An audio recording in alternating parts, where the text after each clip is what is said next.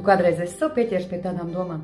Es vēlos atrast kaut ko tādu, kas mani iedvesmos un dos jēgu, bet es nezinu, kur to meklēt. Kaut kas iekšā mani velk uz priekšu, bet kur? Tu mēģini, meklē, sāc kaut ko jaunu, bet atkal atrodies vietā, kur viss tev šķiet tukšs. Un tu redzi cilvēkus, kas dzīvo ar dzirksteli acīs un dara savu darbu ar prieku. Un tu domā, kur ir mana vieta, kāpēc es nejūtos tāpat? Bet varbūt problēma nav tajā, ar ko nodarbojies, ko tu dari, bet tajā, kas tev traucēs sadzirdēt savu patieso ceļu. Atbildes viennozīmīgi ir, un tās ir tevī iekšā. Tās vienkārši ir jāizvelk ārā. Es palīdzēšu tev šīs atbildes sadzirdēt.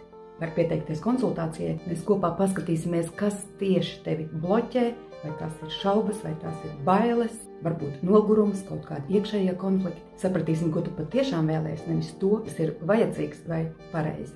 Noteiksim, kādi iekšējie ierobežojumi tev traucē ieraudzīt savu patieso ceļu, un atradīsim resursu stāvokli, kas palīdzēs tev iziet no strupceļa. Un tu sapratīsi, kāpēc tu pagaidām nedzirdi sevi un ko ar to darīt.